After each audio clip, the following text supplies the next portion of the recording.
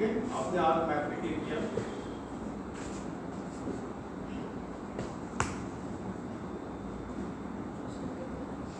आप लोग के लैपटॉप में जो भी फोटोज होगी, मूवीज होगी, ये सब हटा दीजिएगा, है ना, नहीं तो आपका सिस्टम हैंग करेगा। अब डेटा आपके पास हैवी आएंगे, उसको प्रोसेसिंग की जगह चाहिए, तो मूवीज, गाने, पिक्चर्स, ये सब अलग से बैकअप लेके रख लो, ठीक है।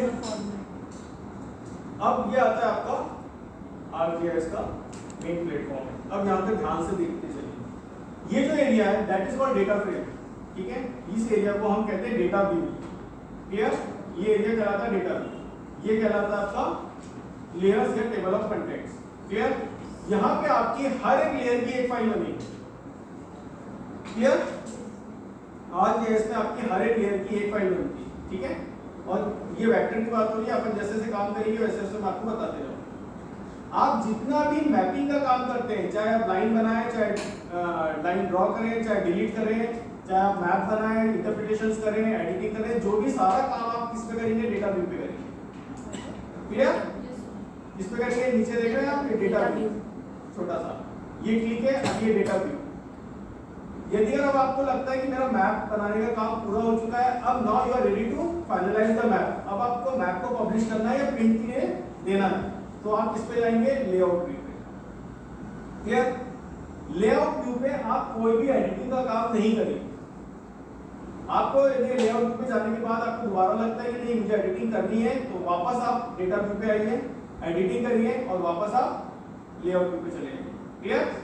यहाँ से डेटा व्यू है, यहाँ से लेआउट व्यू, क्लियर। कैसे करते हैं। इसके बाद यहाँ पे देखिए आपके कोऑर्डिनेट्स चल रहे हैं, दैट इज अननोन यूनिट, क्योंकि अगर कुछ डाला नहीं है तो यहाँ पे आपके पूरे कोऑर्डिनेट्स मूव कर रहे हैं। यदि ये जो रेफरेंस हो जाएगा तो यहाँ पे एक्चुअल कोऑर्डिनेट्स चलने लगेंगे, क्लियर। अब उससे बैठो, क्लियर। अब इसमें दूसरी चीज आती है कि यहाँ पे कौन सी कमांड्स है कैसे अवेलेबल है। ये देखिए यहाँ पे आपके मेनूज हैं, ये मेनूज देख रहे हैं आप। हाँ। यहाँ पे जैसे जैसे मेनूज का यूज होता जाएगा मैं आपको उसके बारे में बताता जाऊंगा, ठीक है। और ये जो देख रहे हैं ये सारे टूल्स हैं जिसकी मदद से हम काम करेंगे, ठीक। अब यदि अगर आपके कोई टूल्स कहीं इधर से उधर हो जाते हैं, कहीं आपके टूल्स बंद हो जाते हैं या मिलते नहीं है, तो जो ये ब्लैंक एरिया है, आप इस ब्लैंक एरिया पे यदि राइट माउस क्लिक करेंगे तो आपको यहाँ पे सारे टूल्स मिलेंगे, ठीक है। यहाँ पे बंडल ऑफ टूल्स है, ओके। आप जिसको राइट टिक देख रहे हैं वो राइट टिक मतलब वो टूल्स अभी एक्टिवेट है, क्लियर। यहाँ पे आपको बंडल्स ऑफ टूल्स मिलेंगे, क्लियर। अब यहाँ पे आते हैं, यहाँ पे जूम कमांड्स है, that is called zoom window, zoom out, ये पैन है, आप इसे इधर उधर खसका सकते हैं, और ये है आपका फुल एक्सटेंड। आपका मैप कितने भी स्केल पे हो, आप इसको क्लिक करेंगे तो पूरा मैप यहाँ दिखने लगेगा, clear. That is called RF, ये है आपका मैप का आरएफ, है ना। ये तब एक्टिवेट होगा जब डेटा फ्रेम को प्रोजेक्शन होगा, क्लियर। अब यहाँ पे ये है आपका डेटा फ्रेम, यहाँ पे डेटा फ्रेम भी प्रोजेक्शन कैरी करता है। तो अब ये डेटा फ्रेम को कैसे प्रोजेक्शन करता है, अब यहाँ पे आपको चीज समझनी है। यहाँ पे दो टाइप का डेटा होता है, एक होता है स्पाशियल डेटा, एक होता है नॉन स्पाशियल डेटा, क्लियर। लिख लो, एक होता है स्पाशियल डेटा और एक होता है नॉन स्पाशियल डेटा। एक होता है स्पाशियल, SPATIAL, एक होता है स्पाशियल, एक होता है नॉन स्पाशियल, ठीक है। तो GIS में हम जो भी पढ़ेंगे सारा डेटा स्पाशियल डेटा ही होगा, क्लियर। अब स्पाशियल डेटा होता क्या है ये समझिए। कोई भी ऐसा डेटा जो अर्थ की इंफॉर्मेशन को अपने साथ कैरी करे in form of latitude, longitude and projection, that data is called spatial data, clear. कोई भी ऐसा डेटा जो अर्थ की इंफॉर्मेशन को अपने साथ कैरी करे लैटिट्यूड, लॉन्गिट्यूड के फॉर्म में और प्रोजेक्शन के फॉर्म में, that data is spatial data. Non spatial क्या होता है, जो इन इंफॉर्मेशन को कैरी ना करे, वो नॉन स्पाशियल होता है। जैसे आपकी फोटो खींची डाल दी तो that data is non spatial, clear, समझ में आ गया। जैसे सेंसस का डेटा, जनगणना का डेटा, उसमें कोई कोऑर्डिनेट्स नहीं होते, प्रोजेक्शन नहीं होता, तो that data is non spatial, clear.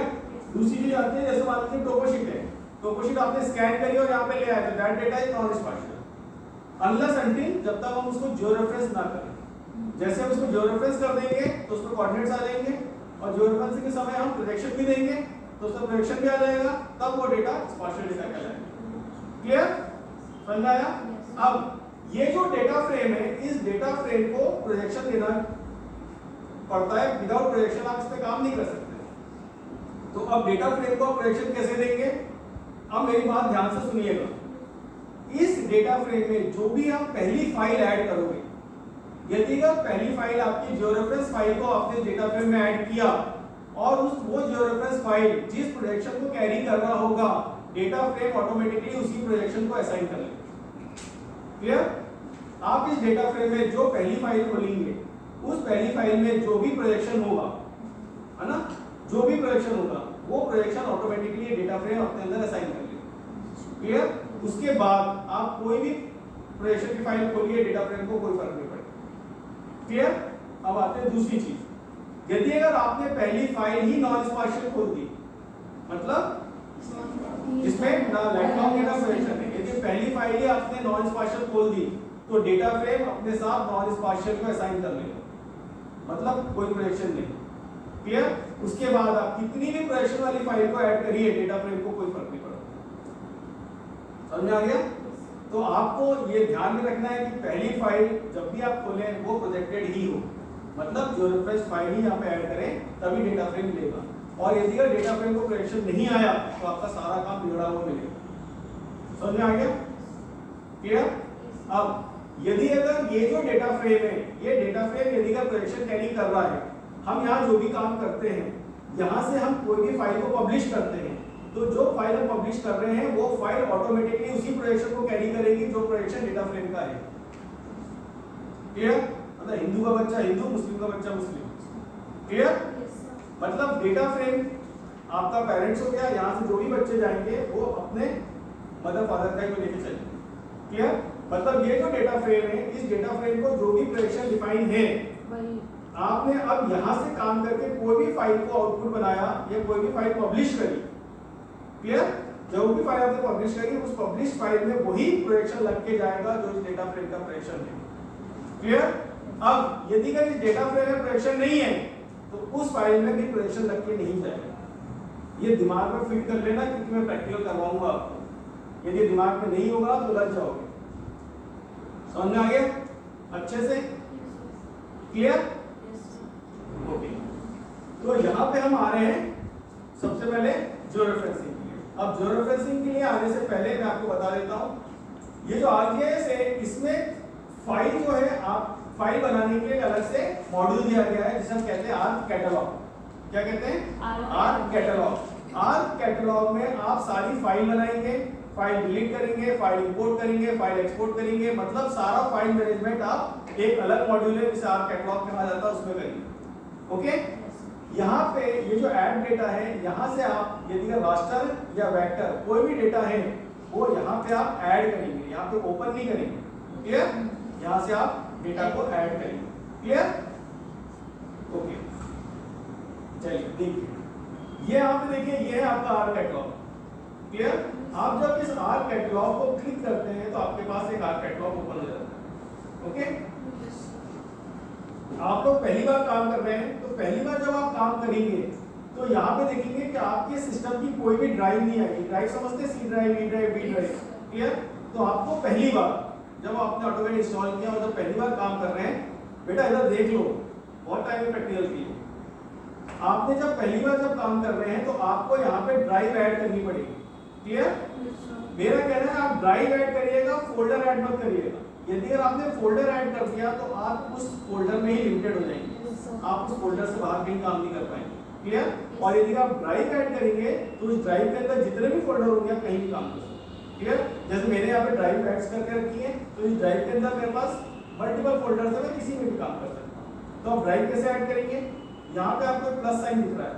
Clear? जिसे कहा जाता है कनेक्ट टू फोल्डर। आपने इस पर क्लिक किया, आपके सामने कनेक्ट टू फोल्डर का ऑप्शन ओपन होगा। यहाँ पे जाइए दिस पीसी में आपकी जो ड्राइव है, जिस ड्राइव पे आप काम करना चाहते हैं उस ड्राइव को सेलेक्ट करिए और ओके कर दीजिए, वो ड्राइव यहाँ पे आ जाएगी। क्लियर? समझ में आया? तो ये हम किस पे काम कर रहे हैं? कैटलॉग पे। कैटलॉग कहाँ से बोला आपने? ये रहा, ये आर कैटलॉग है, हमने कैटलॉग में यहाँ से ओपन किया। अब आते हैं हम, सबसे पहले करेंगे हम जियोरेफरेंसिंग। ठीक है? तो जियोरेफरेंसिंग करने के हमारे पास 3 मेथड है ना। हम सबसे पहले फर्स्ट मेथड से जियोरेफरेंसिंग कर रहे हैं, क्लियर। अब यहाँ से ध्यान से देखते चलिएगा, थोड़ा सा लेंथी है, अदरवाइज आपको नहीं तो दिक्कत हो जाएगी।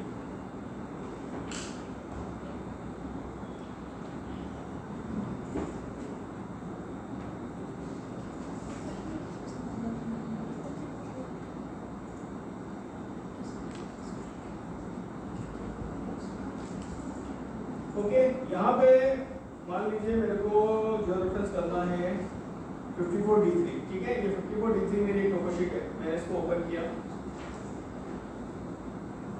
ये टोपो शीट है, इसके नंबर्स है, ठीक है। ये कोऑर्डिनेट्स दिख रहे हैं आपको? Yes sir. ये कोऑर्डिनेट्स है, तो ये कोऑर्डिनेट्स आपको चारों जगह मिलेंगे, 1 2 3 4, ठीक है। जब आप जो रेफरेंसिंग करेंगे कोऑर्डिनेट्स के बेस पे, दैट शुड बी क्लॉकवाइज। क्या होना चाहिए? क्लॉकवाइज होना चाहिए। आप रैंडम नहीं लगा सकते कहीं भी, ठीक है। ना तो एंटी क्लॉकवाइज ना तो रैंडम, सब क्या होगा? क्लॉकवाइज। कैसे होगा वो देखिए। हम यहाँ पे आए, आप जिस फोल्डर पे भी काम करेंगे उस फोल्डर को सेलेक्ट करिएगा, है ना। एक अलग से फोल्डर बना लीजिएगा, आप जीआईएस वर्क के डेटा है, जीआईएस टीम के नाम से कोई फोल्डर बनाइएगा। हमने इस फोल्डर को बनाया, इस फोल्डर को क्लिक किया, फोल्डर को सेलेक्ट करके हमने यहाँ पे राइट माउस क्लिक किया और गो टू न्यू, ठीक है। हम कहाँ गए? न्यू पे। न्यू में हम कहाँ आए? Database table. इधर आ गए डेटाबेस टेबल। हमने डेटाबेस टेबल पे क्लिक किया, तो यहाँ पे देखिए डेटाबेस टेबल जैसे क्लिक किया ऑटोमेटिकली आ गई डेटाबेस टेबल, दिख रही है। बट मुझे यहाँ पे ये जो डेटाबेस टेबल है इसका रीनेम करना है, मुझे नाम सही चाहिए। नाम तो उसने कुछ भी ले लिया, मैं यहाँ नाम सही करना चाहता हूँ। तो ये जो डेटाबेस टेबल यहाँ ऐड हुई है, इसको मुझे यहाँ से हटाना है। हटाने के लिए इसको सेलेक्ट करिए, सेलेक्ट करके राइट माउस क्लिक करिए और यहाँ पे मिलेगा रिमूव, लिखा है रिमूव। आप रिमूव कर देंगे तो यहाँ से हट गया, क्लियर। अब मैंने इसको सेलेक्ट किया, राइट माउस रीनेम, मैंने इसको रीनेम कर दिया। यहाँ पे मैं वही नाम दे रहा हूँ, टोपो शीट का नाम है, कितना है? 54D3, ठीक है। तो मैंने इसको नाम दे दिया 54D3। तो मेरा फाइल कौन सी हो गई? 54D3.dbf, है ना। मैं क्या बना रहा हूँ? डेटाबेस टेबल बना रहा हूँ, समझ में आ रहा है? ओके। अब जो डेटाबेस टेबल मैंने बना ली, मुझे उसको यहाँ पे ऐड करना है। तो ऐड करने के लिए मैंने आपको क्या बताया? Add data. आप ऐड डेटा पे क्लिक करिए, जहां भी आपकी फाइल होगी वहां पे जाइए। क्या था? 54D3, ये रहा 54D3.dbf, दिख रहा है? Yes sir. आप इसको ऐड करिए, ये आ गया यहाँ पे। अब मेरा कैटलॉग का काम खत्म, मैंने कैटलॉग का बंद कर दिया, क्लियर। ये मेरा डेटाबेस फाइल है। अब इस डेटाबेस फाइल के अंदर क्या है उसके लिए मुझे इसकी टेबल खोलनी पड़ेगी। तो टेबल खोलने के लिए आप इसको क्लिक करिए और राइट माउस क्लिक करके ओपन कर दीजिए, ओके। आपने इसको ओपन किया, आपके पास ओआईडी और फील्ड, ये दो फील्ड आपको डिफॉल्ट में मिलेगी। ओआईडी होता है ऑब्जेक्ट आईडी, फील्ड मतलब जो भी फील्ड है, क्लियर। अब यहाँ पे मैं अपनी दो फील्ड बनाऊंगा जो मुझे चाहिए, क्योंकि जो रेफरेंस कर रहा हूँ तो फील्ड क्या होगी? Latitude longitude. तो मैं अपनी दो फील्ड बनाऊंगा। आप अपनी दो फील्ड कैसे बनाएंगे? ये जो टेबल है, इस टेबल पे यहाँ पे आपको टेबल ऑप्शन दिख रहा है? Yes sir. टेबल ऑप्शन पे क्लिक करिए और यहाँ पे आपको मिलेगा ऐड फील्ड, क्लियर। आप ऐड फील्ड पे क्लिक कर दीजिए। सबसे पहले हम देते हैं लैटिट्यूड में, शॉर्ट पे लिखा हूँ LAT, ठीक है। ये समझ में आ गया लैटिट्यूड। लैटिट्यूड में नंबर्स होते हैं, दैट शुड बी डबल, क्योंकि मुझे डेसिमल चाहिए। और हमने ये पढ़ा है कि जब हम जियोरेफरेंसिंग करेंगे और या जीआईएस में करेंगे तो DMS रीड नहीं होता, DD रीड होता है। और डिग्री डेसिमल में हम डेसिमल के बाद 8 डिजिट तक एक्सेप्ट करते हैं। तो हमने यहाँ पे ले लिया डबल, प्रिसीजन हमने लिया 13 और स्केल लिया 6। ये जो प्रिसीजन और स्केल आप याद कर लीजिएगा, क्योंकि मैं अपने एक्सपीरियंस से बोल रहा हूँ। यदि आप उसमें कुछ और दोगे तो आपको दिक्कत होगी। हाँ, आप फ्री हो देने के लिए, बट हमारे पास अभी R&D का समय नहीं है। तो आप इसको 36 दोगे तो आप कितना भी बड़ा यूनिट होता है तो आपको कोई दिक्कत नहीं, ठीक है। तो प्रिसीजन हमेशा 13 लीजिए और स्केल को 6 से सेट करिए, ओके। हमारी एक लैटिट्यूड की टेबल आ गई। सेम हम लॉन्जिट्यूड की टेबल लेते हैं, LONGI, इसको भी हम डबल कर देते हैं। देन 13 एंड 6, इसको भी 13 एंड 6 कर दिया, क्लियर। आ गया लैटिट्यूड लॉन्जिट्यूड दोनों आ गए। अब मुझे ये जो है लैटिट्यूड लॉन्जिट्यूड, इसमें मुझे अब लिखना है ना। तो लिखने के लिए हमें एडिटर ऑन करना पड़ेगा, तभी हम इस पे लिख पाएंगे। तो ये एडिटर आपको कहाँ से मिलेगा? मैंने आपको बोला था राइट माउस क्लिक करेंगे यहाँ पे तो आपको एडिटर मिलेगा, ये रहा एडिटर, क्लियर। आपके इसमें नहीं है तो यहाँ से एक्टिवेट कर लीजिएगा, ओके। आप एडिटर पे जाइए और यहाँ से आप करेंगे स्टार्ट एडिटिंग। क्लियर?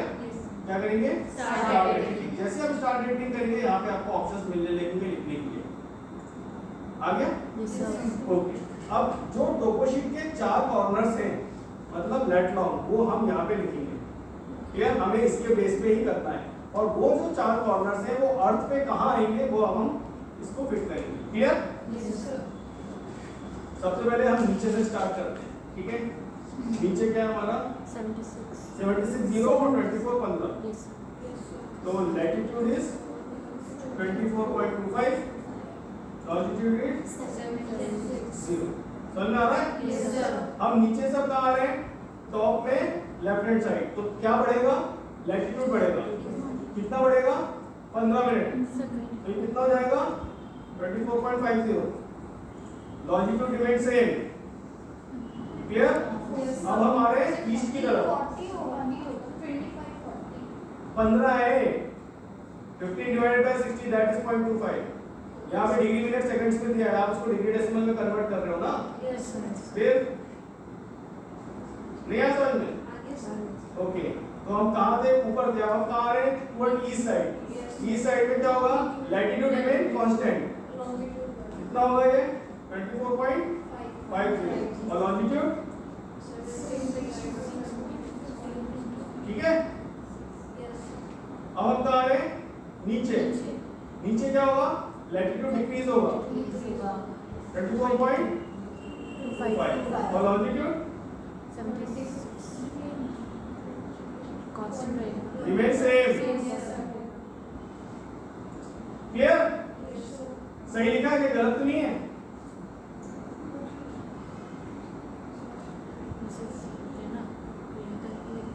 पंद्रह मिनट का इंटरवल है ना? क्लियर है? ओके, जो हमने एडिटिंग करी इसको हम सेव कर देते हैं। ठीक है? हमने सेव कर दिया, ये जो हमने लिखा है सेव हो गया और यहाँ से हमने इसको स्टॉप कर दिया, मतलब हमने एडिटिंग बंद कर दी। क्लियर? जो हमने लिखा उसको सेव एडिट किया और स्टॉप एडिटिंग कर दी। अब ये जो हमने कोऑर्डिनेट्स लिखे हैं ये हमारे अर्थ पे कहीं ना कहीं के हैं, है ना? अब ये जहां के भी होंगे वहां पे हमें लोकेशन चाहिए। ठीक है? तो ये लोकेशन तब तक नहीं देगा जब तक इसको प्रोजेक्शन डिफाइन नहीं हो।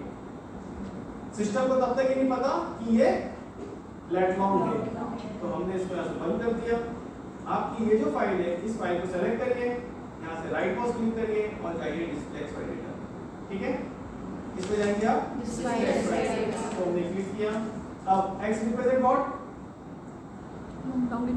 लॉन्गिट्यूड। ये देखिए ऑटोमेटिकली लॉन्गिट्यूड ले लिया उसने।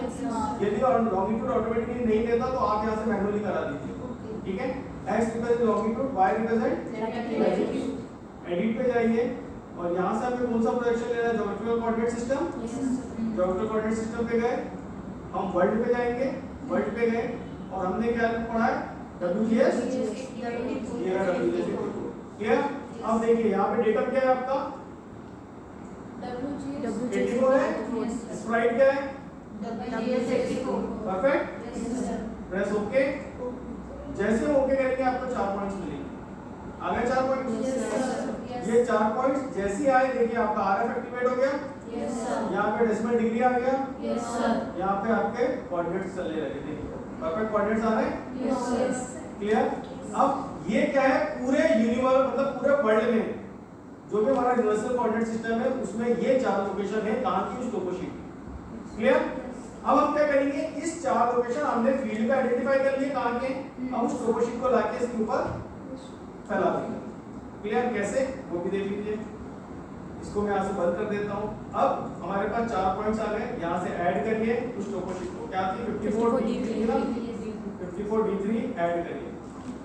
आ रहा है स्पर्शर? जेपीजी आएगी। अच्छा, डेटाबेस में तो अपने कर लिए ना ये। तो हमारी तो रास्टर है इमेज, इसको ही लाएंगे ना इधर। तो ये आ रहा है नॉन स्पाशियल। क्यों आ रहा है? क्योंकि जेपीजी फाइल जो हमारी वो भी नॉन स्पाशियल है। क्लियर? इसलिए नॉन स्पाशियल आ रहा है। ओके करिए। अब एक्चुअल में यदि ज्योग्राफिकल जोन की टोपोशीट इधर आना चाहिए था, बट इधर नहीं आ रही। वो कहाँ जा रही है? इसको सेलेक्ट करिए और इसको सेलेक्ट करके राइट माउस क्लिक करके जूम टू लेयर करिए, वो यहाँ आ रही है। और यहाँ पे देखिए कोऑर्डिनेट्स क्या आ रहे हैं? गलत आ रहे हैं ना? हम क्या करेंगे? इस टोपोशीट को वहां ले जाएंगे। क्लियर?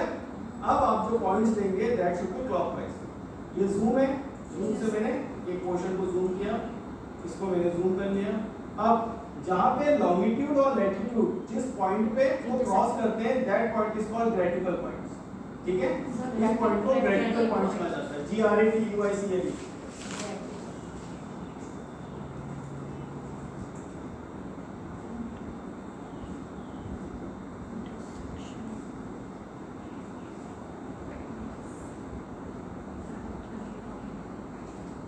क्लियर? अब आपको ज्योरेफरेंसिंग टूल चाहिए, आपको ज्योरेफरेंसिंग टूल के लिए राइट माउस क्लिक करिए, यहाँ पे आपको ये ज्योरेफरेंसिंग टूल मिलेगा। ठीक है, इस टूल को एक्टिवेट कर लेंगे तो यहाँ पे टूल आ जाएगा। ओके, यहाँ पे टूल आ गया।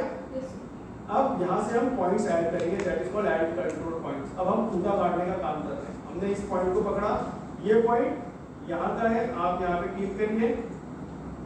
अब ये जो है आपका जो पॉइंट आ रहा है इसको सेलेक्ट करिए, राइट माउस क्लिक करिए और जूम टू लेयर कर लीजिए।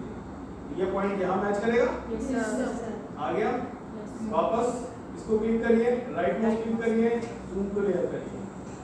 अब हम ज्यादा पॉइंट पकड़े, हमें क्लॉकवाइज चलना है। अब हमने इसको लिया, इस पॉइंट को पकड़ा, ये ध्यान रखिए क्रॉसिंग पे ही आया है। वापस इसको सेलेक्ट करिए, right mouse, zoom to layer, ये पॉइंट आ गया, ये रहा। ओके, अब नीचे आइए, यहाँ पे ये है, इस पॉइंट को हमने यहाँ से पकड़ा, ये जूम प्रीवियस। जूम प्रीवियस करेंगे तो एक स्टेप पीछे चले जाएंगे। मैं इसको जूम प्रीवियस कर रहा हूँ, इसे जूम प्रीवियस कर रहा हूँ। ये देखिए पॉइंट दिखा आपको।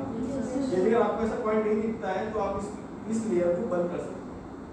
ठीक है, मैंने इसको बंद कर दिया। यहाँ पे मुझे पॉइंट दिखने लगा, मैंने यहाँ मैच करा दिया और उसके बाद इस लेयर को वापस ऑन कर लिया। ओके, तो मैंने 3 पॉइंट लगा दिए।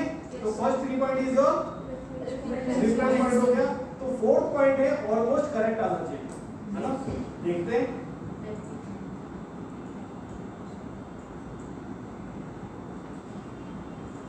आ गया, ऑलमोस्ट करेक्ट आया। तो थोड़ी सी कसर और फुल कर देते हैं, है ना? यहाँ पे आए, हमने ये पॉइंट पकड़ा और ये पॉइंट इधर मैच कर रहा है, ये आ गया, प्रॉपर हो गया। अब इसको फुल एक्शन करिए, ये आपकी टोपोशीट आ गई। ये देखिए कोऑर्डिनेट चल रहे हैं प्रॉपर। हमने क्या किया, अर्थ के रेफरेंस पे टोपोशीट को कर दिया। अब ये जो टोपोशीट है, ये टोपोशीट ज्योरेफरेंस हो गई। अब ये जो ज्योरेफरेंस टोपोशीट है, इसको मुझे पब्लिश करना है।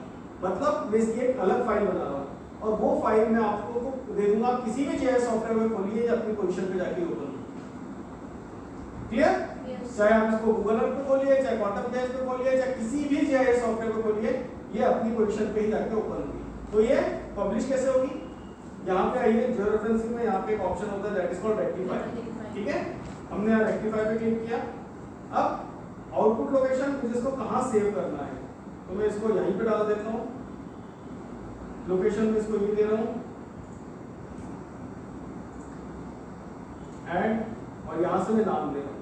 तो मैंने इसको नाम दे दिया 54D3_REG। REG मतलब होता है रजिस्टर्ड पॉइंट। ठीक है, फॉर्मेट क्या है मेरा? Tip format. टिप फॉर्मेट क्यों हो रहा है? टिप फॉर्मेट जो होता है that is called uncompressed format. ठीक है, अनकंप्रेस्ड फॉर्मेट जब होता है तो उससे स्केल डिस्टॉर्ट नहीं होता, पहली चीज। दूसरी चीज, टिप फॉर्मेट में जब आप किसी भी रास्टर को ज्योरेफरेंस करते हैं तो वो एक्चुअल में जियोटिप फाइल होती है। क्लियर? तो जियोटिप फाइल अपने साथ प्रोजेक्शन और कोऑर्डिनेट दोनों कैरी करती है। इसमें आपने क्या दिया? प्रोजेक्शन भी दिया और चार्ट जो टूटे गाने दैट इज कॉल्ड कोऑर्डिनेट्स भी दिया है। तो ये कहीं ना कहीं तो सेव होगा। तो कहाँ सेव होगा? टिप के अंदर। तो टिप फाइल इमेज भी सेव कर रहा है, कोऑर्डिनेट भी सेव कर रहा है और प्रोजेक्शन भी सेव कर रहा है। क्लियर? अब यहां से इसको सेव कर दीजिए।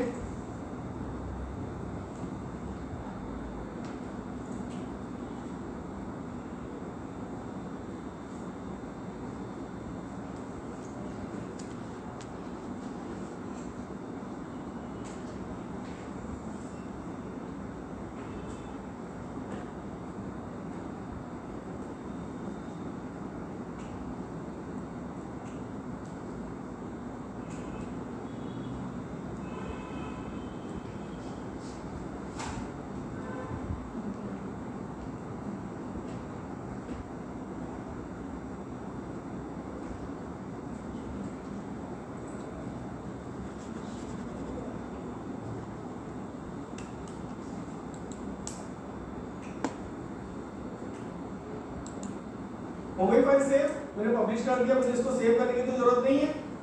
अब ArcGIS में कोई भी फाइल बंद नहीं होती। जब आप नया डेटा फ्रेम खोलते हैं तो पुराना ऑटोमेटिकली बंद हो जाता है, ठीक है। यहाँ पे कोई डायरेक्ट ऑप्शन नहीं है क्लोज करने का। आप जब यहाँ से नया खोलेंगे तो पुराना बंद हो जाएगा, और पुराना बंद करने के लिए सेव मांग रहा है, नहीं करना हमें सेव, हमने इसको हटा दिया। क्लियर? अब जो मैंने जियोरेफरेंस किया है हम इसको ऐड करते हैं। क्लियर? ऐड डेटा, हमने जो जियोरेफरेंस किया वो फाइल हमारी कहाँ है? वो फाइल हमारी यहाँ पे 54D3 यही है ना, अंडरस्कोर इंस्टॉल। इसको ऐड करिए। उसने पूछा नॉन स्पार्शियल, नहीं आया मैसेज, नीचे देखिए प्रॉपर कोऑर्डिनेट्स पे आ गया, yes sir, automatically RF activate हो गया, यस सर, सब आ गया। अब इसके सही भी आया कि नहीं इसको भी क्रॉस चेक करते हैं अपन। अब अपन इसको यूनिवर्सल कोऑर्डिनेट्स पे क्रॉस चेक करेंगे, ठीक है। कोई एक लोकेशन पकड़ते हैं तो हमें समझ आ जाएगा। जैसे ये देख रहे हैं, ये कोई वाटर बॉडी है, वाटर बॉडी लिख रही है आपने? यस सर, इसका कोऑर्डिनेट नीचे लिखा हुआ है, जरा लिखिए कोऑर्डिनेट्स, कोई भी एक जन लिख लीजिए। 76.248 लॉन्गिट्यूड है, 76.248 76.248 इज लॉन्गिट्यूड, और लैटिट्यूड है 24.456 24.456। लिख लिया? यस सर, अब इसको हम यूनिवर्सल कोऑर्डिनेट पे चेक करते हैं कि ये सही है या नहीं है। मुझे नहीं मालूम ये कहाँ आएगा पूरे उस पे। मैंने गूगल अर्थ खोला, गूगल अर्थ से तो आप सब वाकिफ होंगे। यस सर, पहले मुझे लैटिट्यूड बताइए कितना है? 24.456 24.456 कॉमा लैटिट्यूड बताइए और लॉन्गिट्यूड बताइए 76.248। 248। क्लियर? यस लिख सर, दिया मैंने। अब मुझे नहीं पता है कहाँ जाएगा, मैंने सर्च कर दिया।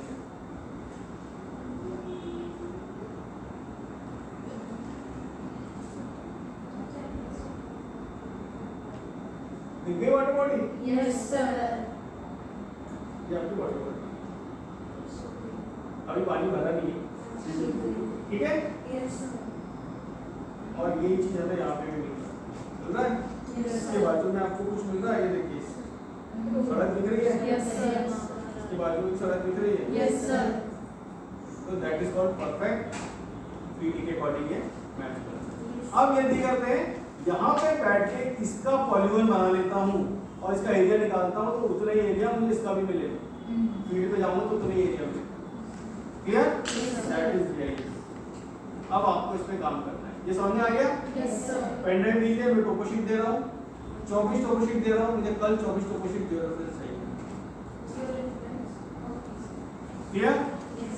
बाप रे नहीं, अभी तो स्टार्ट हुआ है, आपके प्रैक्टिकल इससे ज्यादा बढ़ेंगे।